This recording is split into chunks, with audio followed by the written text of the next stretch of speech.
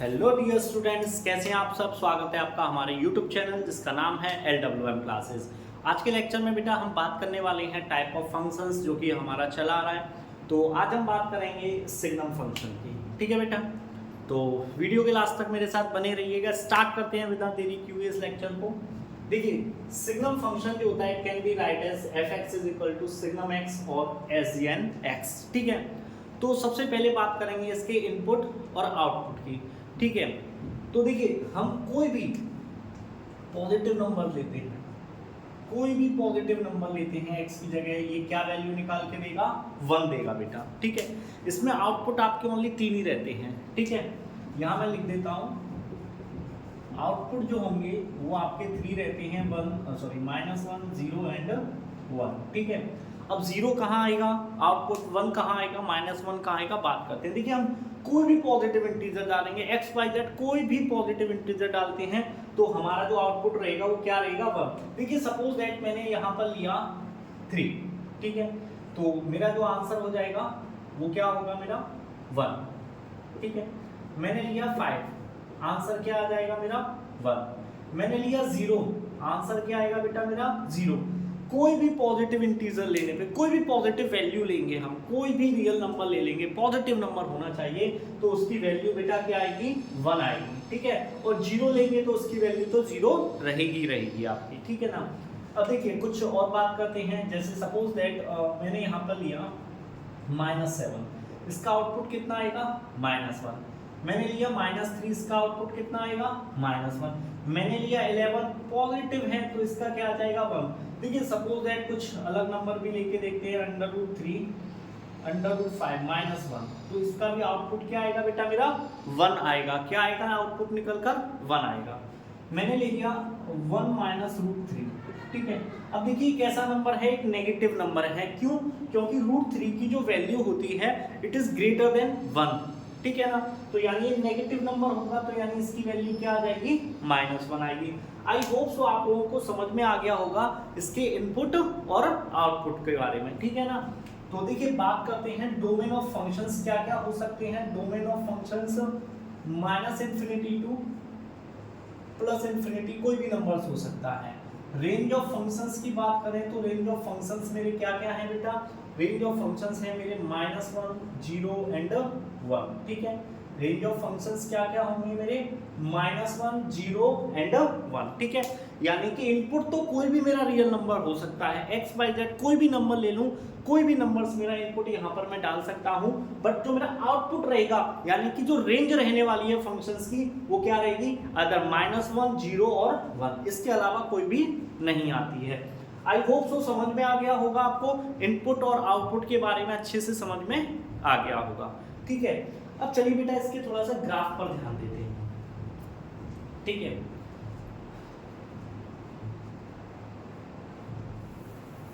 यही बना देते हैं इसका ग्राफ। ठीक है, चलिए देखिए, सपोज दैट मैंने f(x) इज इक्वल टू 0 पर इसको कराया, तो देखिए 0,0 कुछ यहाँ होगा मेरा 0,0।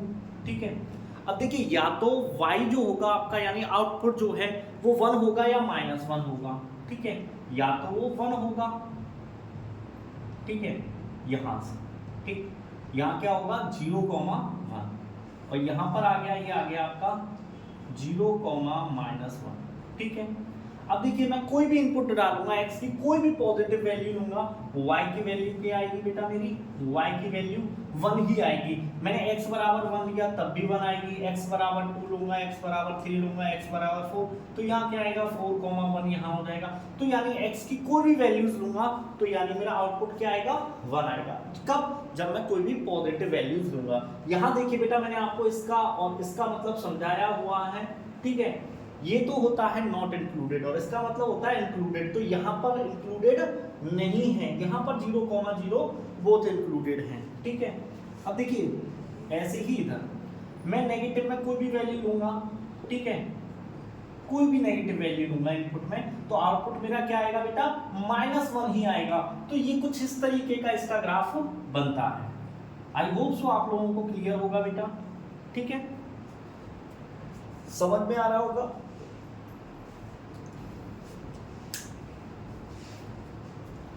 देखिए अब थोड़ी सी देखिए इसी फंक्शंस पर बात करते हैं।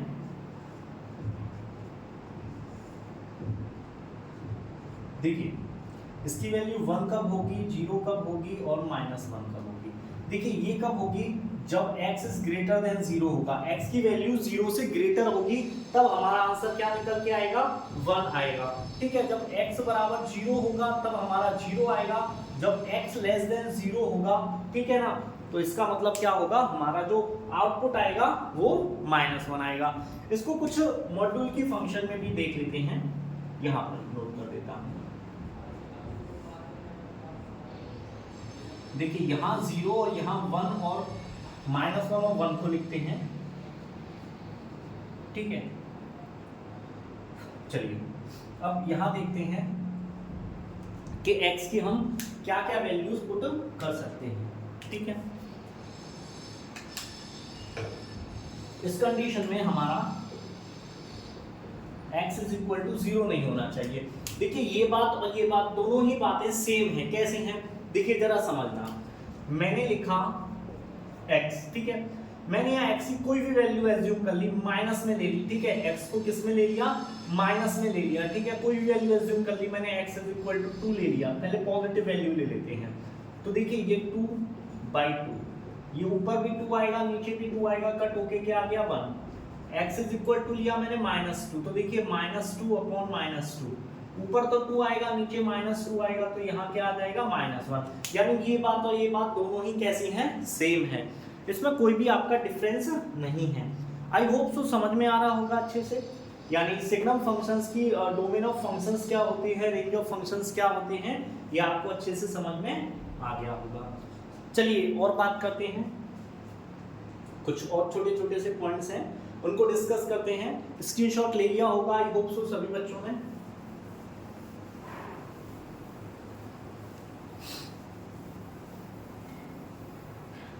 देखिए बेटा अब थोड़ा सा ध्यान देना, कुछ प्रॉपर्टीज हैं उसकी जो बता रहा हूं। देखिए कभी भी हम एसजीएन एक्स लिख लें, SGN x is equal to एसजीएन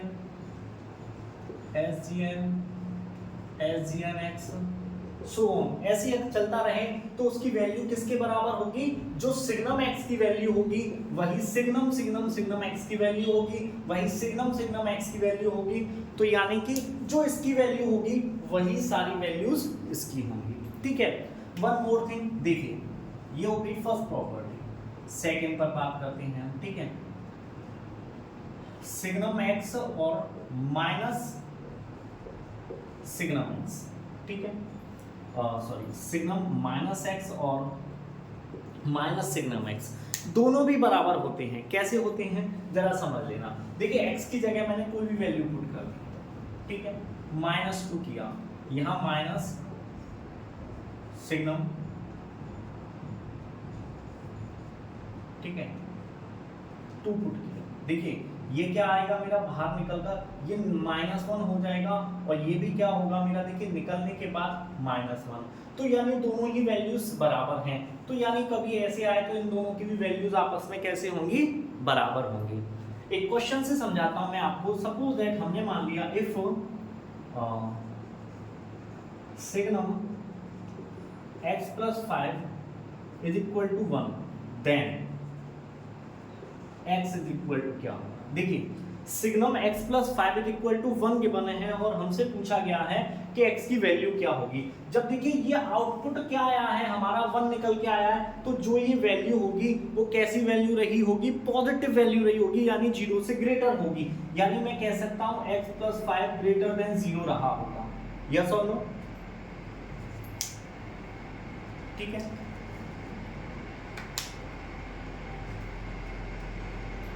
कैसा रहा होगा, ये जो भी वैल्यू रही होगी इसकी वो कैसी रही होगी, ग्रेटर देन 0 रही होगी। ठीक है, तो यानी x की वैल्यू क्या हो जाएगी, ग्रेटर देन माइनस। ठीक है, आई होप समझ में आ रहा होगा आपको। ठीक है बेटा, चलिए तो ये सिग्नम फंक्शन हमारा यहीं पर खत्म होता है बेटा, ठीक है।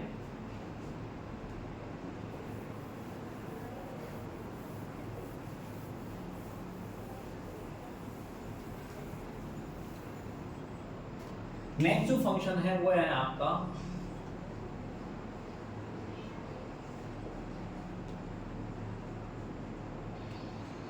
Identity functions. नेक्स्ट फंक्शंस कौन सा है बेटा आपका? आइडेंटिटी फंक्शंस, ठीक है, जिसको किस तरीके से लिखा जाता है? f(x) = x। अब इसमें थोड़ा सा बेटा बहुत ही इजी है, इसमें जो इनपुट होता है ना वही आउटपुट आएगा। आप जो भी इनपुट डालोगे आउटपुट भी वही आएगा, ठीक है।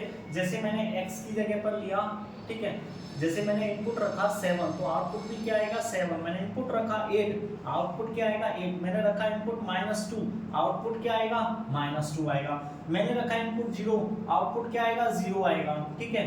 मैंने इनपुट रखा -11, आउटपुट क्या आएगा -11। मैंने रखा इनपुट √2, आउटपुट भी क्या आएगा √2 आएगा, ठीक है। आई होप समझ में आ रहा होगा आप लोगों के, ठीक है। यानी कि आइडेंटिटी फंक्शंस में हम क्या रखते हैं, जो इनपुट रखते हैं वही इसका आउटपुट आता है। जो भी इनपुट रखेंगे वही आउटपुट आएगा। तो इसके डोमेन ऑफ फंक्शंस की बात करते हैं। डोमेन ऑफ फंक्शंस क्या हो जाएगा? -∞ to +∞, एंड जो रेंज ऑफ फंक्शंस क्या होगी वो भी -∞ to +∞। बहुत ही इजी होता है, इसीलिए इसको क्या बोलते हैं? आइडेंटिटी फंक्शंस, क्योंकि इनपुट और आउटपुट जो होते हैं आपस में मैच करते हैं। जो इनपुट होता है वही आउटपुट होता है। आपको दिख रहा होगा यहाँ पर 7 इनपुट था, आउटपुट भी 7। इनपुट 8 लिया, आउटपुट इनपुट, ठीक है। 0 लिया इनपुट, आउटपुट भी 0 आ गया। √2 लिया इनपुट में मैंने, आउटपुट भी मेरा √2 निकल कर आ गया। आई होप सो समझ में आ रहा होगा। चलिए नेक्स्ट बात करते हैं ग्राफ की, ठीक है। इसका ग्राफ कैसा होता है?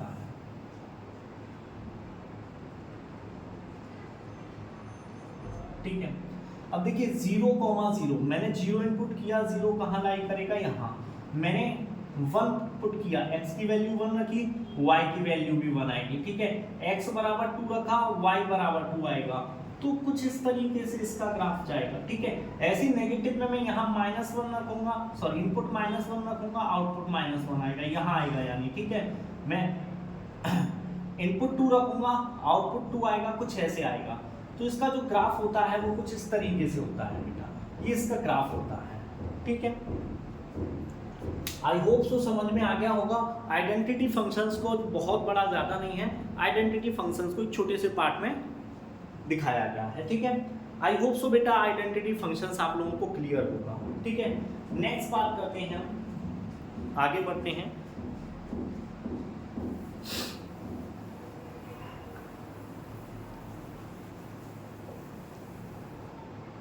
नेक्स्ट है आपका कांस्टेंट फंक्शन, ठीक है। इसको f(x) = k, where k is constant, ठीक है।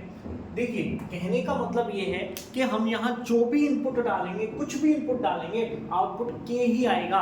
जैसे सपोज दैट कि हम एक क्वेश्चन ले लेते हैं, f(x) = 2 ले लेते हैं, ठीक है। हमने इस फंक्शन को f(x) = 2 ले लो, 3, 5 व्हाटएवर, ठीक है। f(x) = हमने ले लिया 5, सपोज दैट, ठीक है। अब मैं यहाँ x की वैल्यू कुछ भी रखूं, कुछ भी इनपुट डालूं, ठीक है। मैंने डाला -7 इनपुट, बट आउटपुट क्या आएगा? 5 ही आएगा। मैंने डाला 8, आउटपुट क्या आएगा? 5 आएगा। मैंने डाला 11, आउटपुट क्या आएगा? 5 आएगा। मैंने डाला √2, आउटपुट क्या आएगा? 5 आएगा, ठीक है। मैंने डाला 0, आउटपुट क्या निकल के आया? मेरा 5 निकल के आया, ठीक है बेटा। तो यानी कि डोमेन ऑफ फंक्शंस जो है वो तो मेरी क्या होगी बेटा? डोमेन ऑफ फंक्शंस की बात की जाए तो डोमेन ऑफ फंक्शंस तो मेरा -∞ to +∞ कुछ भी हो सकता है, but range of functions f(x) = 5 पर क्या है मेरी? ओनली 5 है। क्या है मेरा बेटा? ओनली 5 है, ठीक है। और वहीं k के लिए बात की जाए तो डोमेन ऑफ फंक्शंस जो k होगा वो कोई भी रियल नंबर हो सकता है, इसी को हम -∞ या +∞ बोल सकते हैं। और रेंज ऑफ फंक्शंस जो होगी वो क्या होगी बेटा? आपकी k होगी। क्या होगी रेंज ऑफ फंक्शंस आपकी के होगी, ठीक है। यानी इनपुट कुछ भी डाला, आउटपुट हमेशा हमारा क्या निकल के आया बेटा, जो इनपुट था वही आउटपुट निकल के आ गया, ठीक है बेटा।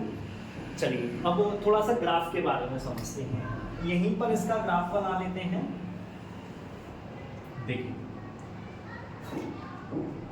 मैं x की कोई भी वैल्यू डालूं, मैं ग्राफ बना रहा हूं, fx = 5 का ग्राफ बनाते हैं, 1 2 3 4 5, ठीक है। तो देखिए मैं x की कोई भी वैल्यू पुट करूंगा, आउटपुट क्या आएगा मेरा 5 ही आएगा। आउटपुट क्या आएगा, मैंने रखा x बराबर 1 रखा, आउटपुट 5 आएगा। x बराबर 2 रखा, आउटपुट फिर भी 5 आएगा। x बराबर 3 रखूंगा तब भी आउटपुट मेरा क्या आएगा, 5 ही आएगा। यानी कोई भी कंडीशंस में यहाँ पर अप्लाई कर लूँ, हर कंडीशन में जो मेरा आउटपुट रहने वाला है वो बेटा क्या आ रहा है, मेरा हर कंडीशन में आउटपुट जो है वो मेरा 5 आ रहा है। आई होप सो ये क्लियर होगा पॉइंट आप लोगों को बेटा कि कांस्टेंट फंक्शंस क्या होता है, ठीक है। ये इसका ग्राफ रहा, ठीक है।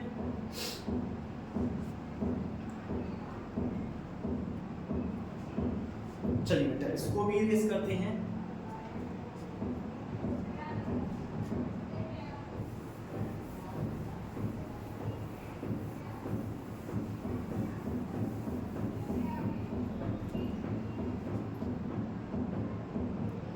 देखिए नेक्स्ट जो आपका फंक्शन रहने वाला है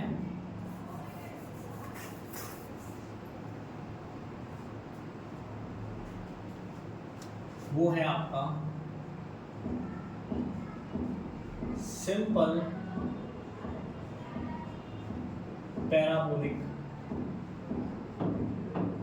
फंक्शन, ठीक है।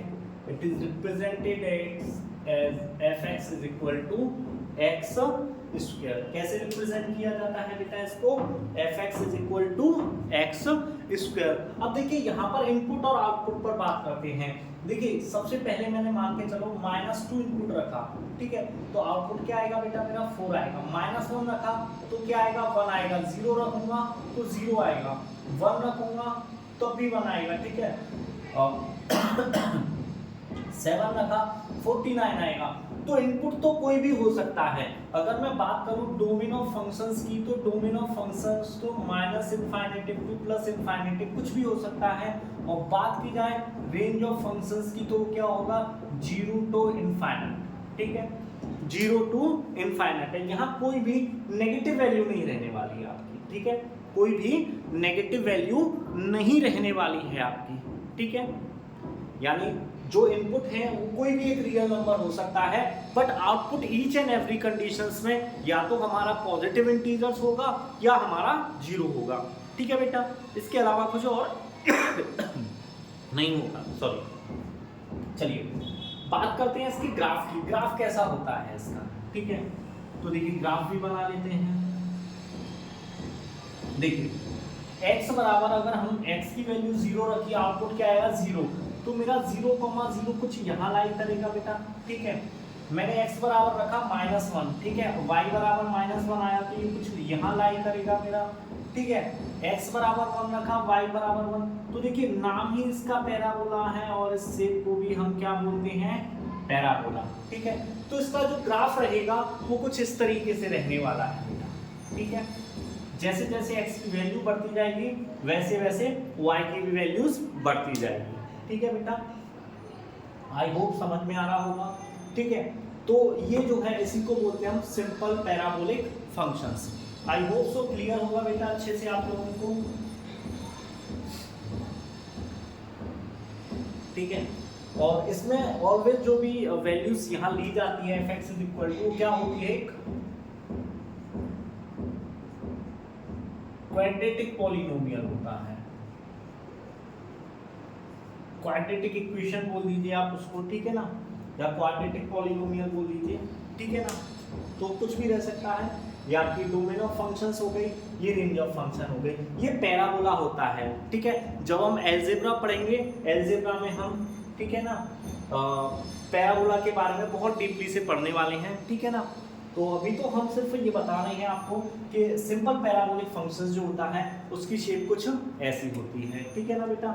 पैराबोला के कई टाइप्स होते हैं, ठीक है ना, कई तरीके से पैरा हॉरिजॉन्टल, वर्टिकल, ऑब्लाइक पैराबोला सब टाइप्स के होते हैं। लेकिन जब हम अलजेब्रा करेंगे उस चैप्टर में बहुत अच्छे से डिस्कस करेंगे किसके ऊपर, पैराबोला के ऊपर, ठीक है बेटा।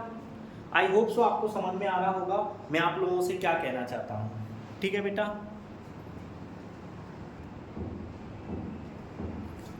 ठीक है बेटा, यहाँ तक आई होप सो आप लोगों को क्लियर होगा।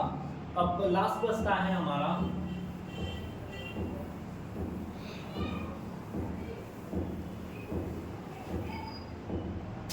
वो है हमारा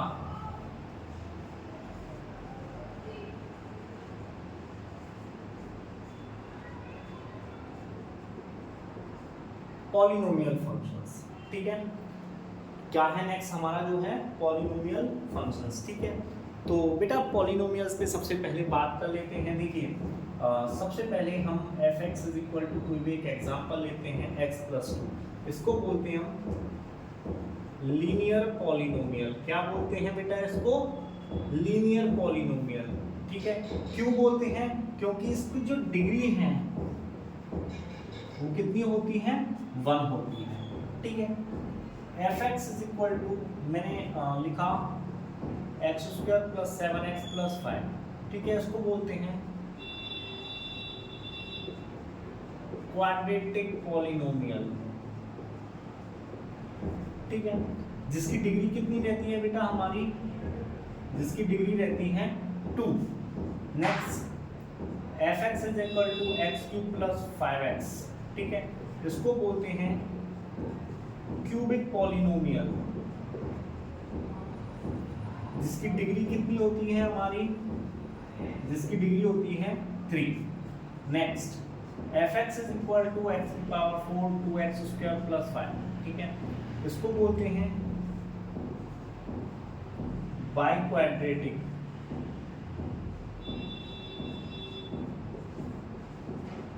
पॉलिनोमियल, ठीक है, जिसकी डिग्री कितनी रहती है बेटा आपकी, ठीक है, डिग्री कितनी रहती है इसकी 4, ठीक है। नेक्स्ट हमने लिखा f(x) = x⁴ + 3x² + 7x + 2, ठीक है। देखिए यहाँ इसको बोलेंगे पॉलिनोमियल विद डिग्री 5, ठीक है।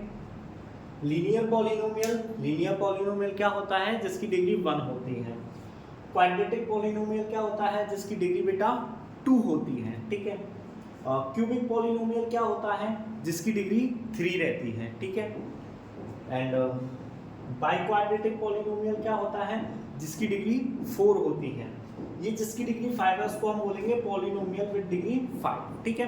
ये पॉलिनोमियल अच्छे से समझ में आ गए होंगे। एक होता है हमारा कांस्टेंट पॉलिनोमियल, ठीक है। कांस्टेंट पॉलिनोमियल जैसे सपोज दैट 2 दे दिया, ठीक है, इसको बोलते हैं कांस्टेंट पॉलिनोमियल, ठीक है, जिसकी डिग्री कितनी होती है बेटा, डिग्री होती है इसकी 0। कैसे होती है, आइए चलिए समझते हैं। देखिए मेरे पास है सिर्फ 2, क्या मैं इस 2 को लिख सकता हूँ 2 × x⁴? यस और नो, लिख सकते हैं बेटा, बिल्कुल लिख सकते हैं हम। क्यों, क्योंकि जब किसी भी चीज़ की डिग्री पावर एक्सपोनेंट 0 होती है तो उसकी वैल्यू क्या होती है, 1 होती है। तो आई कैन राइट इट 2 × 1, यानी जो मेरा आंसर है वो क्या हो जाएगा, 2 हो जाएगा। आई होप सो समझ में आ गया होगा आप लोगों को कांस्टेंट पॉलिनोमियल क्या होता है। एक होता है आपका जीरो पॉलिनोमियल,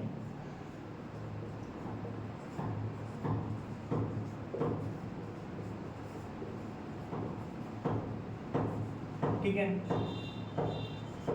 जिसकी डिग्री नॉट डिफाइन होती है, ठीक है, जिसकी डिग्री क्या होती है, नॉट डिफाइंड, जिसकी डिग्री डिफाइन ना हो उसको हम क्या बोलते हैं, जीरो पॉलिनोमियल, ठीक है बेटा, समझ में आ गया ये पार्ट, ठीक है। यानी जीरो पॉलिनोमियल क्या होता है, पॉलिनोमियल के बारे में आपको आई होप समझ में आ गया होगा। चल वैसे बेटा बात जो है हमें बात करनी है रेंज ऑफ फंक्शंस की, डोमेन ऑफ फंक्शंस की एंड ग्राफ ऑफ फंक्शंस की।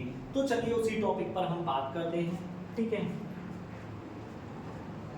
ये तो आपको एक समझाने के लिए कि क्वाड्रेटिक पॉलिनोमियल क्या होता है इस वजह से बेटा आप लोगों को समझा दिया है। चलिए अब रेंज ऑफ फंक्शन, सबसे पहले डोमेन ऑफ फंक्शंस की बात करते हैं। ठीक है, डोमेन ऑफ फंक्शंस जो होता है इसका माइनस इनफाइनेटिव टू प्लस इनफाइनेटिव होता है, यानी कोई भी रियल नंबर्स हो सकता है, या आप इसको लिख सकते हो कोई भी रियल नंबर हो सकता है डोमेन ऑफ फंक्शंस में। ठीक है, बात करते हैं रेंज ऑफ फंक्शंस की, तो बेटा ये डिपेंड करता है, डिपेंड ऑन द पॉलिनोमियल, कि पॉलिनोमियल हमारा कैसा है। ठीक है, जैसा पॉलिनोमियल होगा वैसे ही इसके आउटपुट्स होंगे, यानी कि वैसे ही इसकी रेंज होंगी। ठीक है, चलिए अब ग्राफ की बात करते हैं। देखो बेटा जो ग्राफ होता है ना वो भी डिपेंड करता है, किस पर डिपेंड करता है, डिपेंड ऑन पॉलिनोमियल। ठीक है, और ठीक है, आज के लेक्चर में बेटा डिस्टरबेंस रहा है, कुछ कंस्ट्रक्शन का काम चल रहा है घर के बगल में, तो थोड़ा सा डिस्टरबेंस रहा है आज के लेक्चर में। मुझे भी लगता है इस वजह से मैं लास्ट 2 डेज से कोई भी लेक्चर नहीं डाल रहा हूँ, क्योंकि बहुत सारा डिस्टरबेंस हो जाता है, तो साउंड नहीं आता है। एंड गर्मियों का टाइम है, नाइट में भी किसी के कूलर चलता है, किसी का फैन बहुत साउंड कर रहा है, तो इस वजह से लेक्चर्स बनाने में दिक्कत हो रही है। कुछ लेक्चर्स 1-2 दिन के गैप में डल सकते हैं, बट लेक्चर सारे ही डलेंगे। आज जो हमारा इंट्रोडक्शन वाला पार्ट था वो सारा हमारा फिनिश हो चुका है। ठीक है, किस पे से, रिलेशन एंड फंक्शंस चैप्टर से, क्लास 11। ठीक है बेटा, तो अब नेक्स्ट लेक्चर्स में जो हम बात करेंगे वो करेंगे एक्सरसाइज को लेके। जब हमारी एक्सरसाइज फिनिश हो जाएंगी सारी इस चैप्टर की जो आपकी बुक्स में, एनसीईआरटी बुक्स में गिवन है, after that we will discuss on other problems. ठीक है, कुछ एक्स्ट्रा क्वेश्चंस करेंगे। ठीक है ना बेटा, और अभी मैं जितने भी फंक्शंस समझाए हैं आपके बारी बारी सभी आएंगे एक्सरसाइज में, तब इनके सॉल्यूशन पर। बट ये नोट्स आप बेटा अच्छे से बना लीजिएगा, सो दैट कि जब आप क्वेश्चंस करने बैठो तो आपको पता होना चाहिए कि रेंज ऑफ फंक्शंस क्या होते हैं, डोमेन ऑफ फंक्शंस, ग्राफ कैसा बनता है, इनपुट क्या क्या डाल सकते हैं, आउटपुट क्या क्या डाल सकते हैं, इन चीज़ों पर आपको बहुत अच्छे से ध्यान देना है। आई होप सो मैं जो कहना चाहता हूँ आप लोग समझ रहे होंगे बेटा। ठीक है, देखिए कोई भी हम किसी भी चीज़ के बारे में पढ़ते हैं, जब तक उसकी समरी नहीं जान लेते, यानी इंट्रोडक्शंस को अच्छे से नहीं समझ लेते, तब तक हम नहीं कर सकते। ठीक है ना बेटा, तो ये इंट्रोडक्शंस का पार्ट जो है वो खत्म हो चुका है। इंट्रोडक्शन जो है इस चैप्टर का ऑलरेडी आज फिनिश हो गया है। तो नेक्स्ट जो भी लेक्चर में डालूंगा वो आपका एक्सरसाइज 2.1 का होगा बेटा। ठीक है, और भी बहुत सारे बच्चे हैं जो कि कह रहे हैं कि सर क्लास 12th के लिए भी लेक्चर्स डालिए, तो बेटा अब जो नेक्स्ट लेक्चर मैं डालूंगा वो क्लास 12th वाले बच्चों के लिए होगा। पहले मैंने क्लास 11th के 2 चैप्टर्स इसलिए करवाए हैं। ठीक है, क्योंकि देखिए यहाँ से जब ये 12th वाले बच्चे क्लास 11 के चैप्टर फर्स्ट और सेकंड को जब कर लेंगे, उसके बाद में यानी sets and relation and functions, ठीक है, ये चैप्टर जब कर लेंगे तो उनका भी जो फर्स्ट चैप्टर है that is relation and functions, class 12th का फर्स्ट चैप्टर भी रिलेशन एंड फंक्शन है। तो पहले 11th वाले लेक्चर्स को जरूर देखें, क्योंकि देखिए बेटा 11th का लेक्चर्स देख लिया तो आपके बहुत सारी चीज़ें तो वहाँ ख़त्म हो जाएंगी, क्योंकि देखिए वहाँ कुछ चीज़ें मैं नहीं करा पाऊँगा जो मैंने यहाँ करा दी हैं। आई होप वैसे तो मैं पूरा कोशिश करूँगा कि बच्चों आप लोगों को सारे से सारा डेटा प्रोवाइड करा सकूँ। ठीक है बेटा, तो नेक्स्ट हम बात करेंगे एक्सरसाइज पर। ओके, आप लोगों को बेटा ये वीडियो पसंद आई हो तो वीडियो को लाइक करें, चैनल को सब्सक्राइब करें, अपने दोस्तों को ज़्यादा से ज़्यादा शेयर करें। हैव अ नाइस डे बेटा।